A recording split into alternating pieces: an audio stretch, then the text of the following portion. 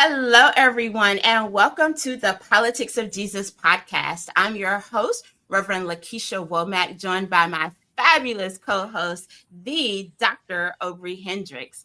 In this episode, we're honored to be in conversation with none other than the Reverend Dr. Andrew Wilkes, pastor, political scientist, and public theologian whose work sits at the intersection of faith, justice, and democracy. As co-lead pastor of Double Love Experience Church in Brooklyn with his fabulous wife, Dr. Gabby, Dr. Wilkes has been a prophetic voice calling us to deeper moral reflection and civic engagement. Together, we're diving into the implications of Tuesday's election results as we prepare for the midterms in 2026. What do these results reveal about where our nation is headed, and how can people of faith respond with courage, clarity, and conviction? Let's get into it, Dr. Hendricks. How are you this evening? Well, I'm doing well, and so glad to have our brother Dr. Wilkes. Yes. Who I have praised as one of the brightest lights of his generation, and I mean that very, very sincerely. For a number of reasons. He's been such an important organizer and activist, and we have some things in common there, Dr. Wilkes. We both went to Princeton Seminary. I got a master's from there, as you did, and we both won the Edgar Hawkins Award for Scholastic Influence. And nice. That's awarded to the Black student with the highest GPA. It had to be at least in the 10%, right? Not 10%. 10%. Yeah, man. So, and we also with the Institute for Christian Socialism. I'm on the advisory board, and you are, what's your position there? You are the board co-chair. That's right, the board co-chair. And we have a meeting coming up in a week or two. And right? We do indeed. I'm looking forward. So, no, brother, so glad, so good to have you. You are a unique combination, a political scientist, PhD political scientist, and a pastor. And we'll talk about that a little bit more maybe later.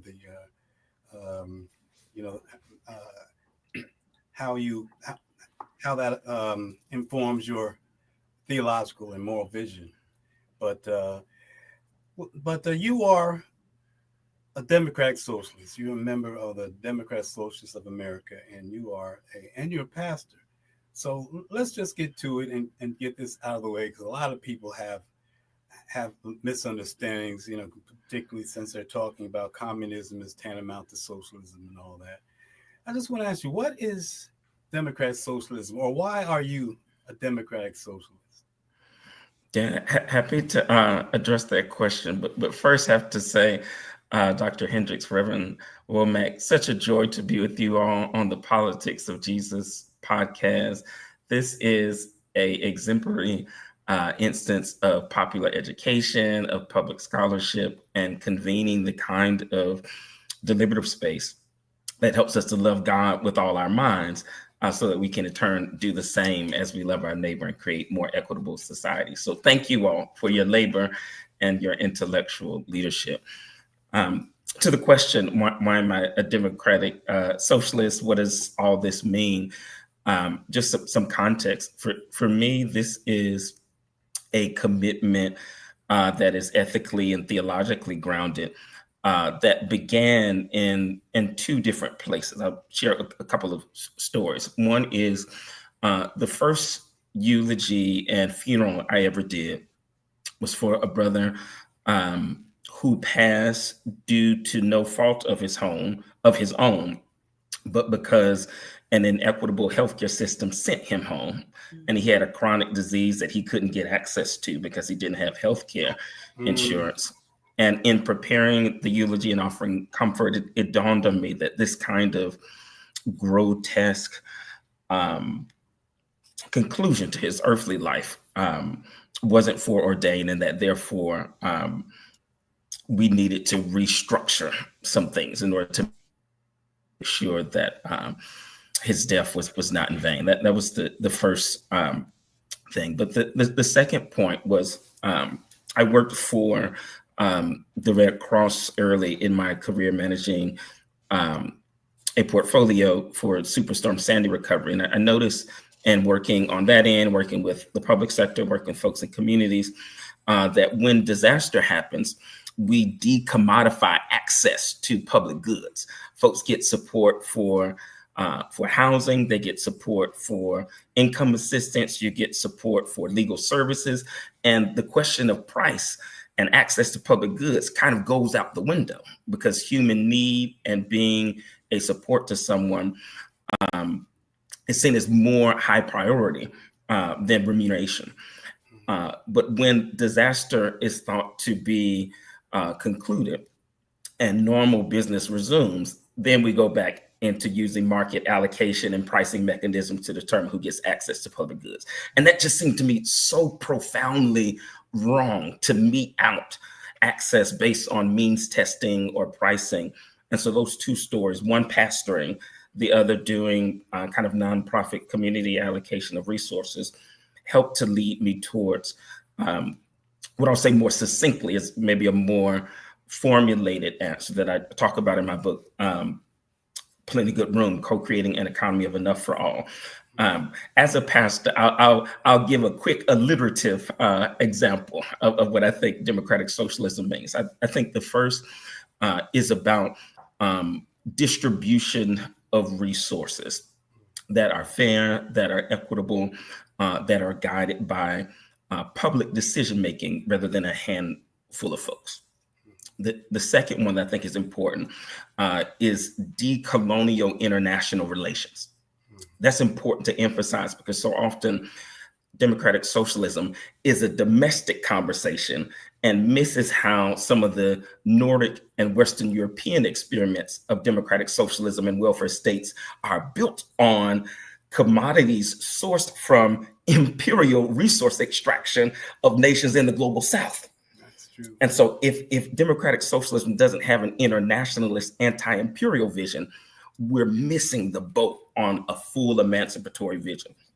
The third thing I'll say, and I'll land the plane here, is I think when Jesus says, give us daily bread in the Lord's Prayer, we ought to read that as hard as we possibly can for maximum meaning potential, in the language of New Testament scholar Brian Brunt. And daily bread for everybody means if folk can't eat, it's not due to lack of merit, of effort, of initiative, but because there is a misallocation of resources in a society that clearly has enough industrial power and technological sophistication to ensure there's food and daily bread on everybody's plate.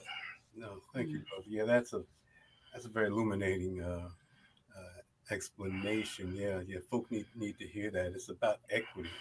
And what I like is Zoran Mamdani refers to Martin Luther King's statement, who we know is also a democratic socialist. That's right. His statement about we need to be able to deal with, we must have a more just distribution of goods and services and freedom and all of that. So speaking of Zoran Mamdani, I know that you have been working with this campaign, and as a member of the Democratic Socialists of America, you a longtime member, that you have been really involved, and you even had a public interview with him, which was very good. I saw it. I was saying that's my brother on the stage. But tell us, if you would, talk to us, if you would, about the Mamdani campaign, some of your observations, your experiences, your strengths, the strengths you see in him, and where do you see him going? See his morality going from here, considering all the hateration that's already being heaped upon him. I know that's a lot of questions, but share some of your thoughts about that, if you will. Well, I first want to pick up on the Mary J. Blige invocation. If there's hateration, there's also holleration in this jamboree. But yeah, happy to share a bit. I had a joy to work informally, but quite closely with the campaign on a number of fronts. and in September did a Faith Leaders Roundtable in concert with a number of dear colleagues there, brought together about 50 pastors and imams, may have been more, and had some time in a kind of green room space with Mamdani. Had a chance to just kind of hear some of what animates his politics and informs his commitment to democratic socialism, and really was taken with how attentive a listener he is. I think he really values listening not just as perfunctory retail politics, but listening in the sense of participatory democracy, that if I hear you closely, that the idea that comes out on the back end will have more buy-in, right? So there's a political piece, but also will be a stronger and more substantive idea because of having listened closely. So I'd say that's one of the main things that I took away from him. For the campaign itself, this is a campaign that engaged over 100,000 volunteers, 700 field captains, knocked on 3 million doors, and had upwards of 4 million touch points with individuals. Right? So this is not mail merged blasts or automated touch points. We're talking about people having substantive, that's half of New York City. And so that kind of commitment to strengthening the connective tissue with individuals, with families, with neighborhoods that have experienced, in some cases, the worst of the state. That connective tissue enables us to repair bonds of trust.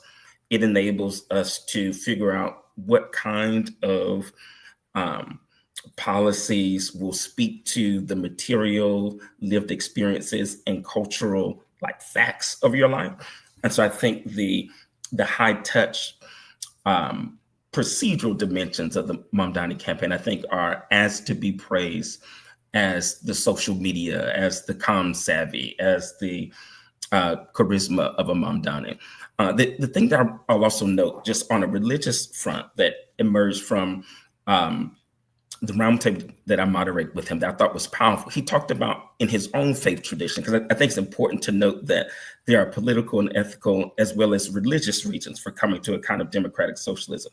Mm-hmm. He talked about the experience of going to community iftars, communal meals in the Islamic tradition, and how there was a kind of belonging without distinction, where people who had planned to come would be there, as well as folks who just came from off the street, and this sense of togetherness without deference to the great, or this is me paraphrasing, bigotry to those who may not have as many means, informed his sense of service and solidarity. And I think there's a lesson for us as for those who may self-identify as Christians. One, that sounds in our context mighty like Eucharist and 1 Corinthians kind of stuff that Paul talks about. James too. Come on. I'm talking to a New Testament scholar, right? And so the long and short of that, I think being able to build coalitions of difference without dominance is a theological commitment as well as a political one. And I think that emerged from some of his answers there. Wow. I could talk to you all day, all night, but I know that Reverend Keisha has some burning questions as well. Yes, I'm very excited to talk to you, especially, as we start to prepare for the midterms. And one of my observations is I believe that more people are going to want to run under the Democratic Socialist banner. We see Cori Bush, planning to run for Congress as a Democratic Socialist. What message do you have for people who kind of see this more as a fad versus, a real commitment to a set of principles that we can be governed by that ensures that equitable access? How direct can I be, Reverend Womack? Extremely. Democratic socialism, in terms of commitment and calculus, is saying let's reach back to FDR and carry it forward in multiracial economic democracy, and let's do away with, or let's gently set aside the Bill Clinton wing of the Democratic Party.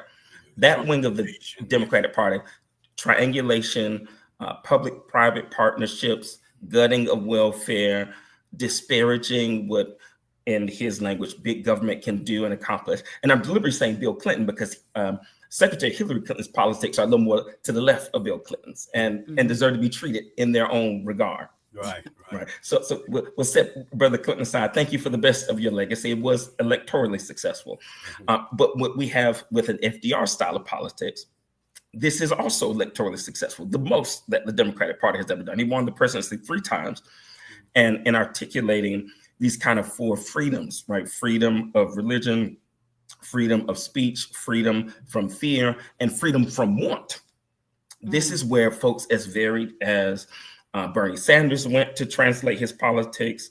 This is also where Derek Hamilton goes, right? A stratification economist who's doing fantastic work at the New School. And so I think democratic socialism has anchorings in electorally successful politics. I'm being deliberate, that has won in metropolitan, exurban, suburban, and rural areas. And so if we tell our genealogy differently, it can help us to make legible and hearable a different way of doing politics. And with respect to Cori Bush, she, in many ways, exemplifies, I think, the viability of this tradition. This is a Ferguson.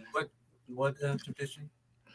She exemplifies the tradition of a kind of FDR style politics that's multiracial democracy and economic democracy. She herself is a pastor, brings a deep attentiveness to a politics of care, and running for her seat again, I think she can help point the way to social movements and electoral movements being in collaborative, though sometimes tense relationship, and they should be in order to make sure democracy works. Yeah, can I ask a question, Keisha? I know you. No, go ahead. You talked about FDR, and that's so very important because some of his policies, one might call, some of his policies were socialism, it's socialistic. But I think what's important is that the real opposition to the kinds of progressive economic democracy that we're talking about sort of began with FDR, right? The American Liberty League and the National Association of Manufacturers and all that, and then they started talking about socialism, like demonizing socialism. And the rhetoric that they used against FDR is the same rhetoric they're using almost 100 years later now about how socialism is communism and Stalin would be comfortable here and all of that. I just think that's worth noticing. What that says to us is that gives us a sense of what we are up against, the kind of opposition that we're up against. How do you think we answer some of those, not just some of those charges, but deal with some of those obstacles? Is that a fair question so early in Mamdani's tenure? I think it's a fair question to pose. I think a couple of things I would say. I think the first is, I think one of the most brilliant framing and storytelling decisions of the campaign has been to say, let's focus on affordability and cost of living as the front door for bringing everybody into a capacious and wide coalition. We can talk about inequality. We can talk about questions of class. We can talk about how the state can support things like grocery stores and transit equity, but affordability and cost of living, like kitchen table, pocketbook issues, that's what this is about. And when we frame the question of socialism that way, not unlike how Ella Baker famously said, what good is it to integrate a lunch counter if you don't have enough money to buy a hamburger?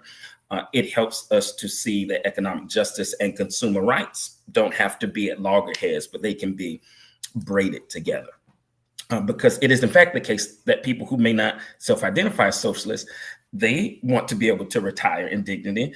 They want to be able to afford childcare. They want to be able to not pay more than 30 or 50% of your income on your rent or on your mortgage. And so I think there's a way to have a practical conversation, and not always to get into the fireworks of arcane ideological discussion that sometimes trips up folks who have these kinds of commitments. Is that a helpful response to your question? Yeah. I mean, and also I'm going to add that we have to remind people we're talking about democratic.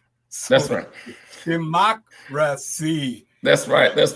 Deep respect for the First Amendment, and in many ways, I think the other piece that's worth noting. Two quick points, if I may.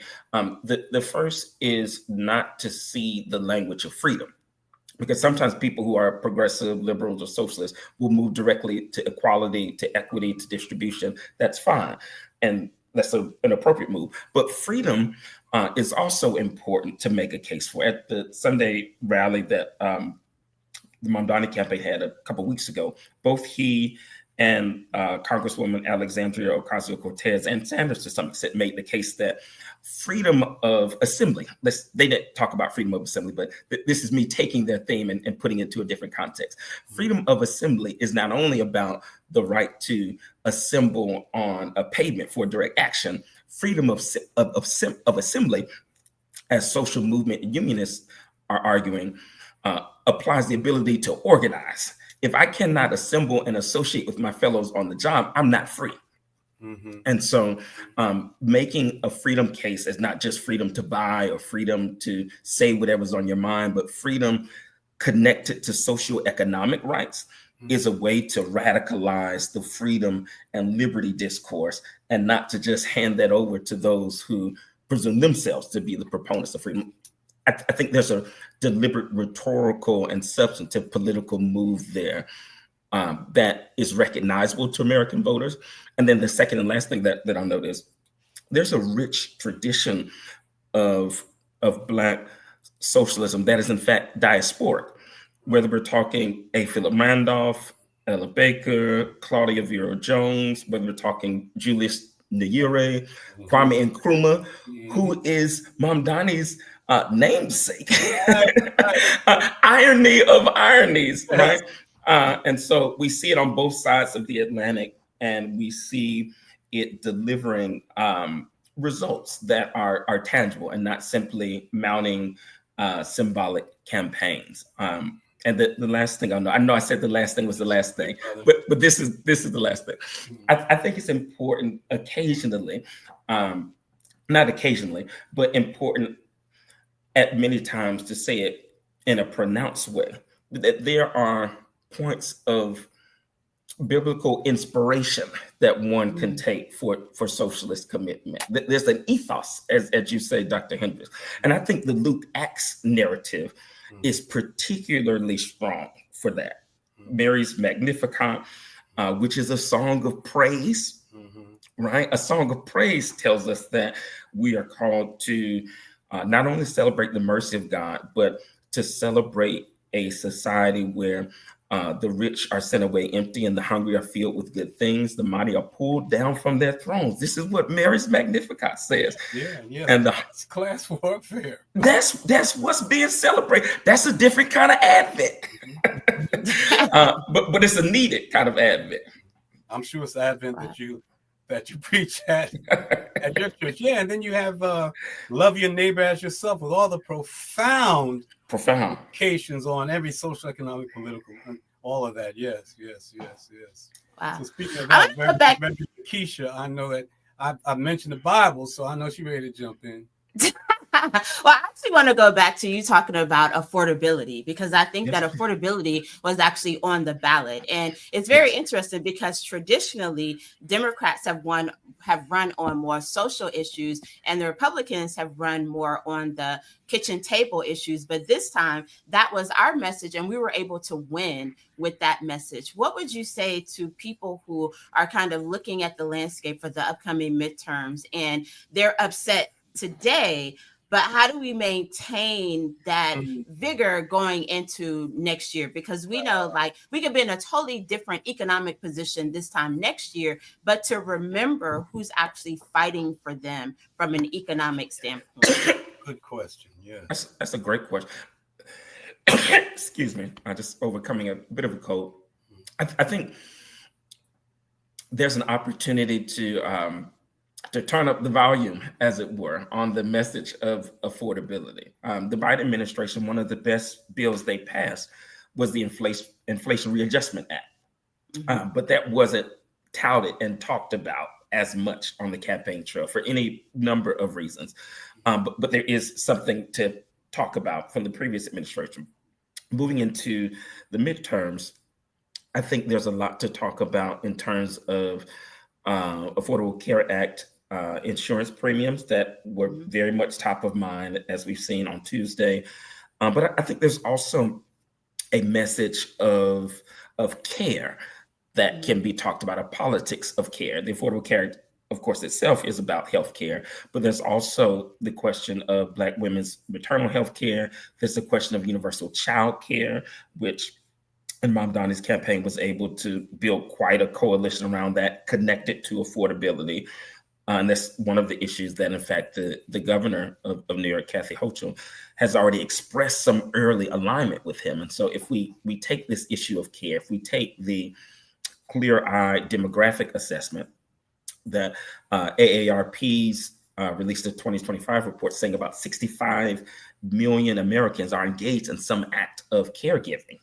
Wow. This is a part of what happens in a society that is rapidly aging. And so it enables us to build, and I think this is of strategic and normative importance, cross-generational coalitions, because we're talking about not just fired up young adults, we're talking about young adults, older adults, adolescent, young folks in that 18 to 29 bracket, and everybody in between, coalescing around being a society of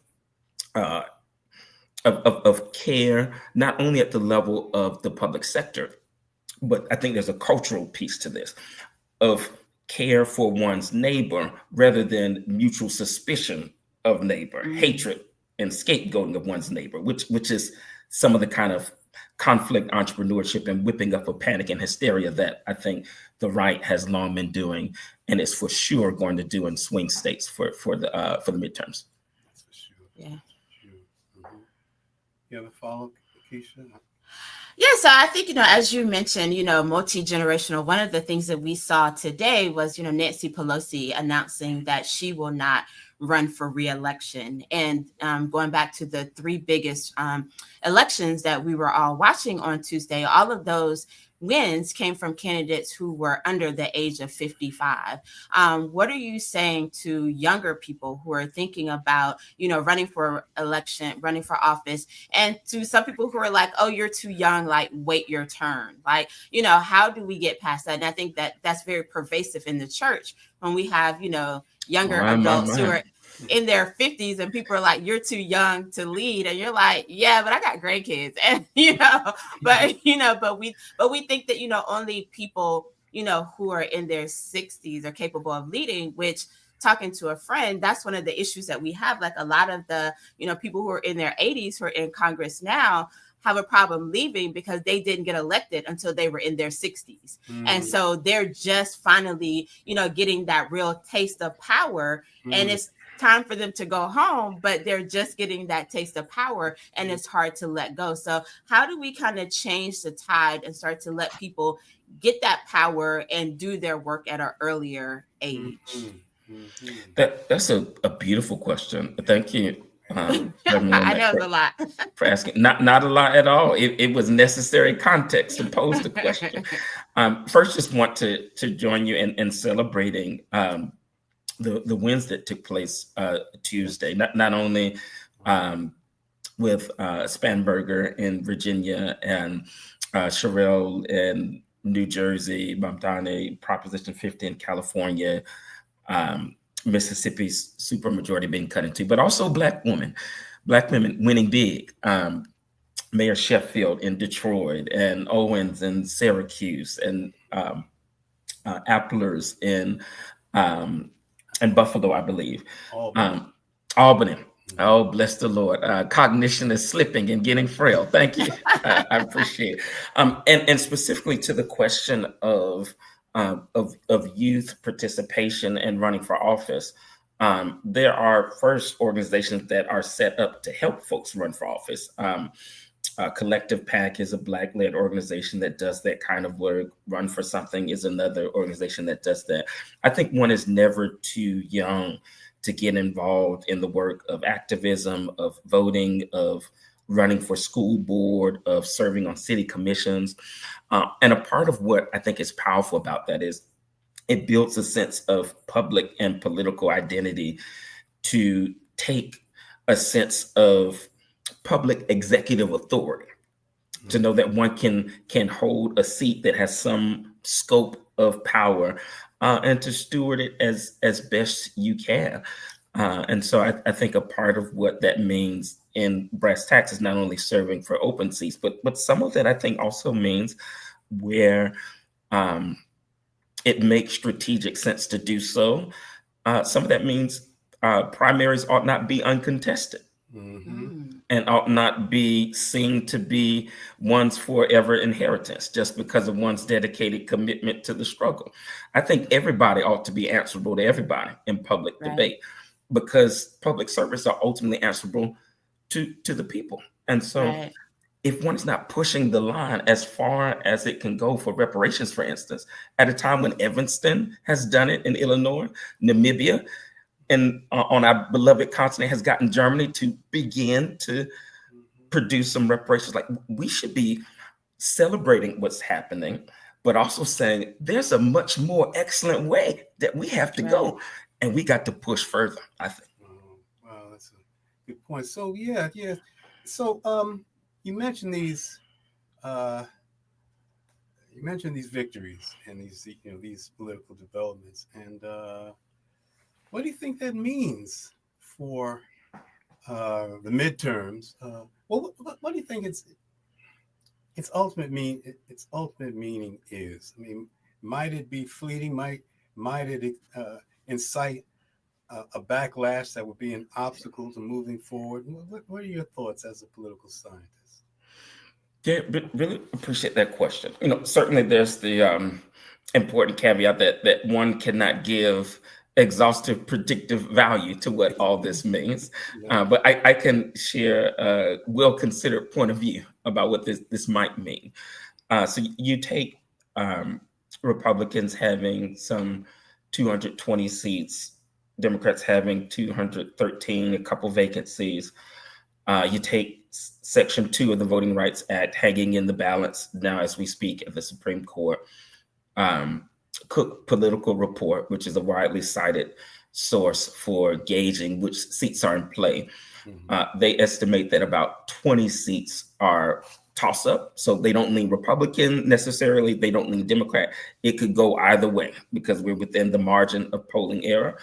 I think if we're talking about candidates that are able storytellers, communicators that commit to the kind of retail politics, ground game, and canvassing operation that we've seen Mamdani do, that have a message of affordability, lowering cost of living, and that also have a message of a sense of America not being a commanding, domineering presence in the world. But saying, what would it look like for America to at least strive to have some sort of ethical presence in the world? I know that's a dissonant question to pose of an empire, but I think it has to be posed, ceding the ground to those whose position is the state is intrinsically committed to being a negative force, root and branch on every issue in foreign policy, for instance, just because we've experienced too often in our communities the iron fist of the carceral state in policing, in deportation, in detention. That's real.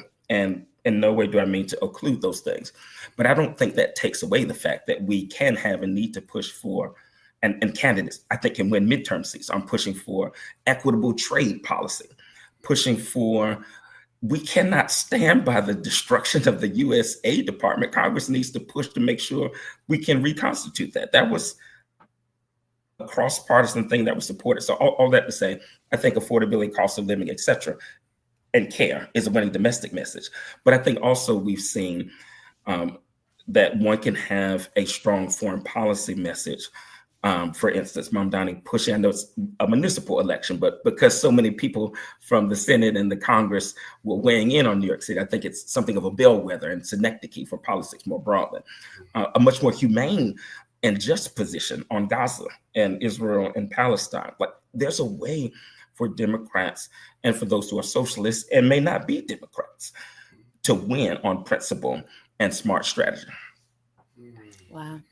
I think that's excellent. I think, this past, election cycle, not everyone, had the opportunity to vote because there were only elections in some states. But with the midterms, everyone has an opportunity to vote. All of the House of Representatives seats are up for grabs. How do we encourage more churches to get involved? Because I know we're seeing increased participation, but at this point, it needs to be all hands on deck. How do we get the message to our churches that they need to have a greater level of civic engagement and not just souls to the polls on election day, but as far as voter education, making sure that their members, know not only who they're voting for, because all skin folk ain't kinfolk, we need to make sure that we're educating people on who's on the ballot and what initiatives are on the ballot. How do we get our churches to start doing more of that work? That's a fantastic question. I think that the first thing I would say is to note that I think the key to sustainability and impact at scale is celebrating division of labor and a polycentric view of how politics is done. I think there's an unhelpful nostalgia that is inaccurate history that remembers the church as the epicenter of change. Right. And of course, the church was a huge center, but you have the church, you have, and the period is usually the 60s, right? But even then, you had the church, you had a UAW, you had Union, some churches, right? You had your core, you had your SNCC, you had your SCLC, you had your Students for a Democratic Society. The point being, it was institutional collaboration rather than just one institution. So I think a polycentric approach is one. The other piece is, I would say, a deep +1 to your point, Reverend LaKesha, about voter education. And as a companion point to that, I think political education is important. So that in addition to souls to the polls, which I think is a good place to start, I would say radicalizing our information diet in churches, I think helps us to get there. And by that, I mean, I think every deacon, every pastor, every ministry leader, every June club, July club member should subscribe to Hammer and Hope. Hammer and Hope is a publication of Black politics that offers a forward-looking perspective. I think they're released quarterly. That's similar to Freedom Ways in the mid-20th century, which was a similarly kind of forward-thinking, freedom-oriented piece. There are any number of outlets that we could also lift up. I think Boston Review is good, Black Agenda Report.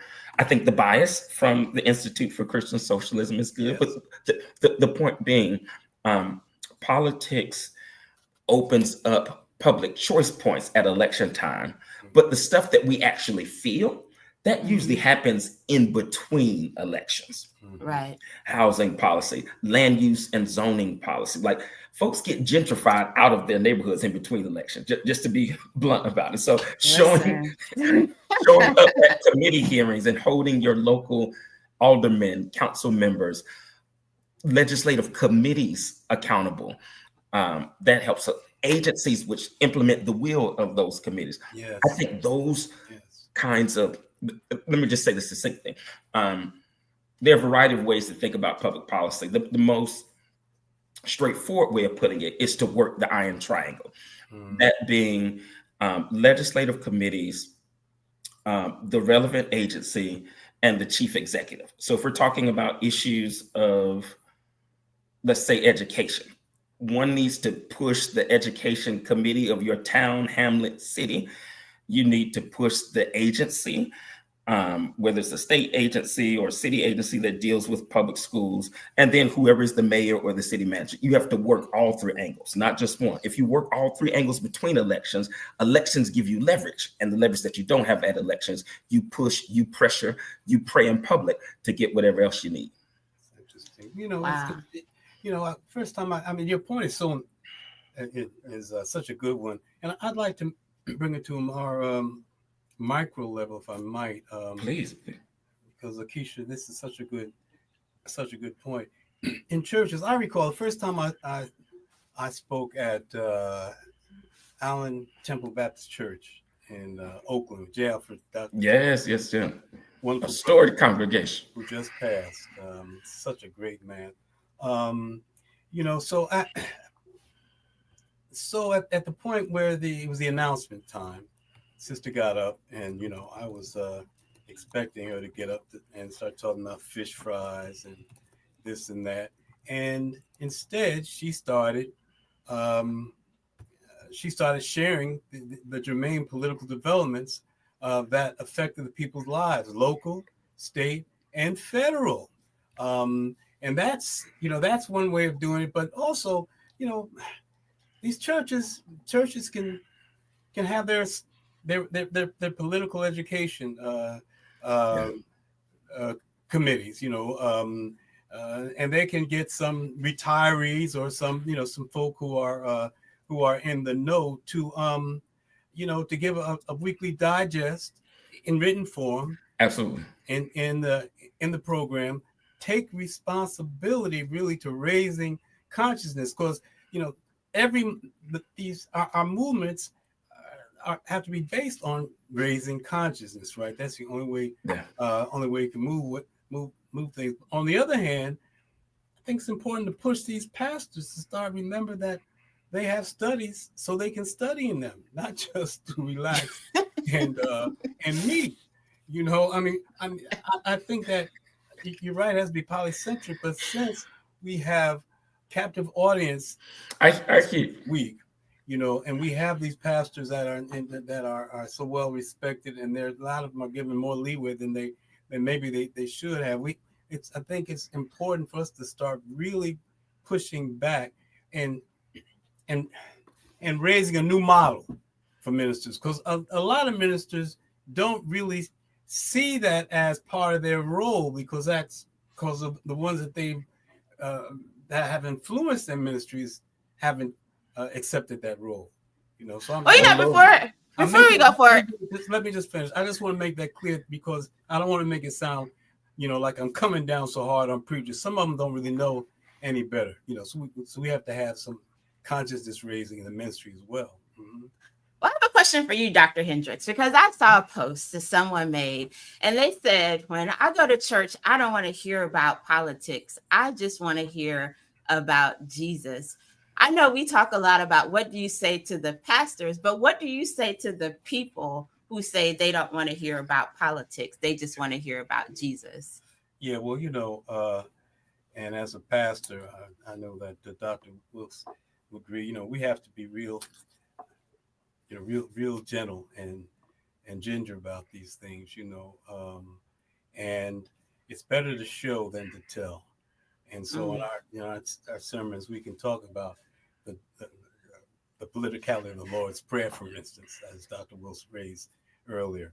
The political implications of Luke 4:18, the Spirit of the Lord is upon me, anointed me to preach good news to the poor. What's good news to the poor? Well, it's systemic change, a herald of real change. And that's been my experience, because when I preach, which I don't do much anymore, but I realize a responsibility to raise consciousness in a way that folk can hear it, and an inductive. Is it inductive or deductive? Let them deduce their own understanding. And folk, and LaKesha's heard me say this before, but let me say real quick for you, brother. So when I first started, I finished my first semester seminary, Andrew. And I don't know if you remember, but after you finish your first semester seminary, man, you think you know something, man. We know more than the people in the church. I was in the church. So I was all full of that, and I was invited to preach in Mount Zion AME Church in Trenton, right? And for the 8 o'clock service, the young people service. And man, I'm gonna go in and I'm gonna raise some political consciousness, because I come from the Black cultural nationalist movement, so I still have a sensibility.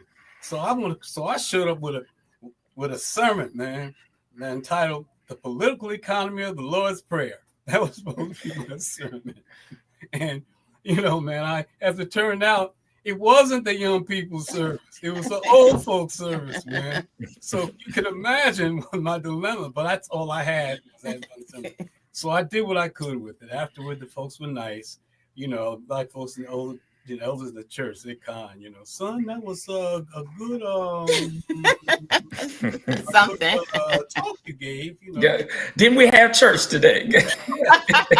We're sidestepping all together. They're trying to make you feel good about it. But there was an elderly sister in the back of the church on a walker, man, coming up the center aisle, frowning. Brother, what's she frowning? I'm like, oh Lord, is she gonna get me? When she finally got to the front of the church, she looked at me, she said, "Reverend," frowning like crazy. I said, "Yes, ma'am." I said, "I always knew there was something wrong with what they was teaching us." I have to say, the people are very open, much more open than we realize. And so, LaKesha, we can, we can do it from the pulpit. We can do it in Bible study. We can do it in special programs that we have. We could have, Dr. Wilkes and somebody else in dialogue. But we have to take the incentive, insert the will to do that.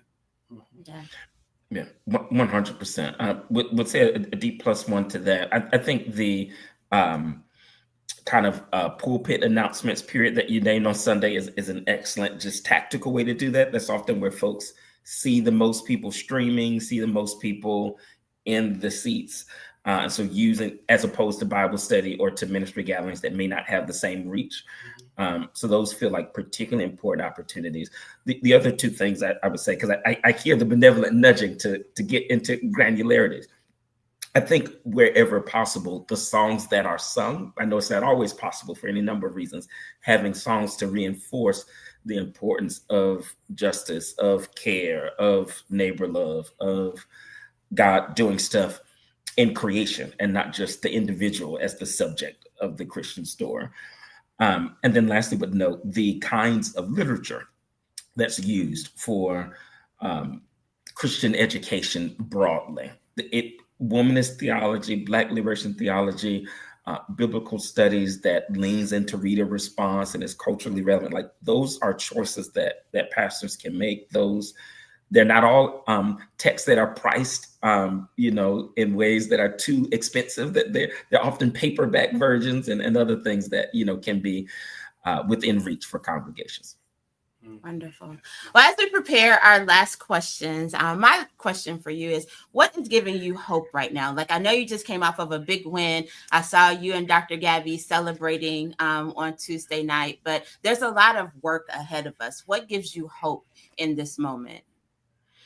It's a really great question. I take hope from a couple of places. I think the first thing that I take hope from is seeing the possible emergence of a new civil rights coalition that connects civil and political rights, the right to vote, freedom of speech, freedom of assembly, which you were talking about, to things like decommodified access to public goods, which is a way of talking about universal child care, health care, free college.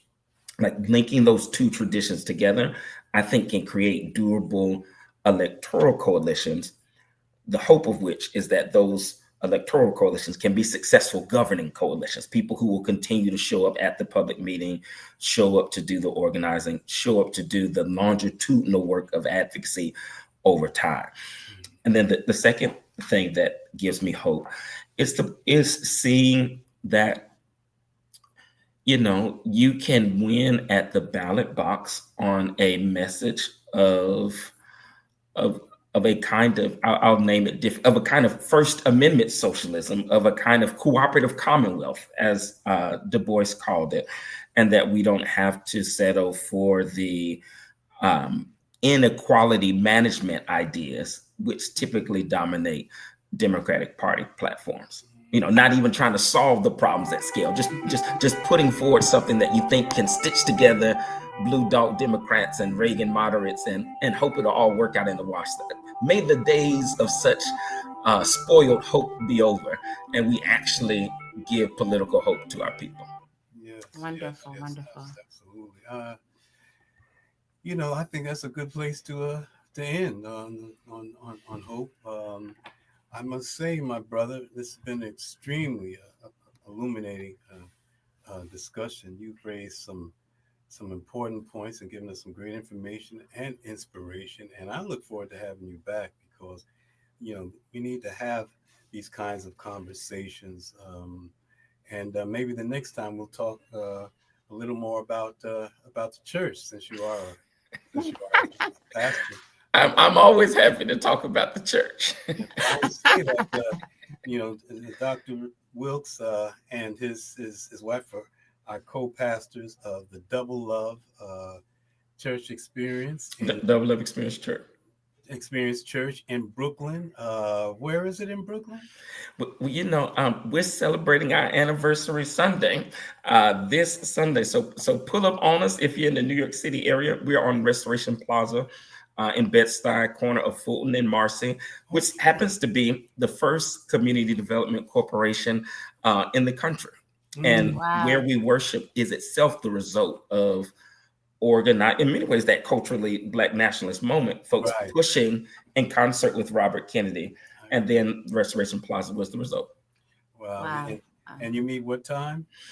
We meet starting at 1:30 every Sunday. The Resurrection Plaza. All right, brother. Yeah, I might just roll up in there, man. You might go to church. Yeah. Pull up on it. Now, if you get asked to deliver an impromptu benediction, be ye ready. Be ye ready, Doc. You can do the benediction. You can handle that. Well, I'll pull out something out of the economics book. Like I feel the Spirit saying an invocation is coming. One other thing I do want to say before, and I like Reverend LaKesha to have the last word, but I like to mention Gar Perowitz.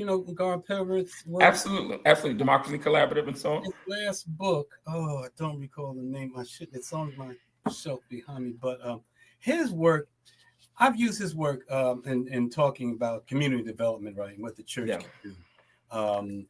I guess I shouldn't have raised it without being able to get more information. But Gar Perowitz, he's a very important. Let's talk about him next time. The kinds of things that these democratic socialist economists are sharing that we can use in the church. Gar doesn't have any religious affiliations. He's made that clear. I used to be in an organization with him, but we have all those kinds of resources that we can bring in. That's the importance of democratic socialism as well, because we bring a plethora of approaches and skills and all that to bring to bear on bringing justice to the people. So I will say my words of thank you, brother, and look forward to having you again. This was brilliant and beautiful, Reverend LaKesha. Before we go, where can our audience find you online, Dr. Andrew? They want to know more about you and your work. Oh, my goodness. Thank you so much, Reverend LaKesha. Thank you, Dr. Hendricks. A joy to be with you all. My website is andrewwilkes.org. My Substack is Andrew Wilkes, and on most social media channels, Andrew J. Wilkes. Awesome. And Dr. Hendricks, where can they find you online? Yeah, well, I usually give out my personal phone number. No. At my Substack. You're gonna mess up and do that one time, and I am not gonna edit it out. So yeah, then I'm gonna get more hate than usual. Obery Hendricks Jr. Substack.com. That's Substack.com. Awesome. Write about some of these things. I have some pieces on there more. Zoran Mamdani too, and so that would be people can reach me there. Could I say a brief word, if I may? Of course, yeah. I'd be remiss, and my publisher that broadly books ask you about that. have my head. So Plenty Good Room, Co-Creating an Economy of Enough for All, is a text that makes the case from political theory and from solidarity economics about what democratic socialism is. And the Plenty Good Room economy chapter in particular walks through what it means in some detail to do this kind of work. So I'm glad you raised. I meant to ask you about that because what you bring together there, have this melding of economics, political theory, and faith, and responsibility to the people. So I recommend the book very highly. I do. I'll hold it up again, brother. Plenty Good Room. You can tell he's a black man. That's it. There's plenty good room for all at not only the foot of the cross, but plenty good room for all to have abundance and to have access to what we need to thrive in this economy. Thank you. Wonderful, wonderful. We love some good and self-promotion. Where we find you, Reverend LaKesha? Well, you can find me on all social media at LaKesha Womack. And fortunately or unfortunately, this is our season finale. So we are wrapping up until 2026. So we want to thank you again, Andrew, for being our guest as we wrap up the season and wrap up Tuesday's elections. We're going to be busy preparing for a very eventful 2026, and so we hope you'll come back and be with us. And we thank our audience for tuning in for these past couple of months with us, and hope that if you missed any episodes, you'll go back and watch the replays and stay tuned for whatever we have planned for next season. So they can find us at thepoliticsofjesuspodcast.com. So thank you all so much for making this a great first season, and we look forward to being back with you next year. Thank you.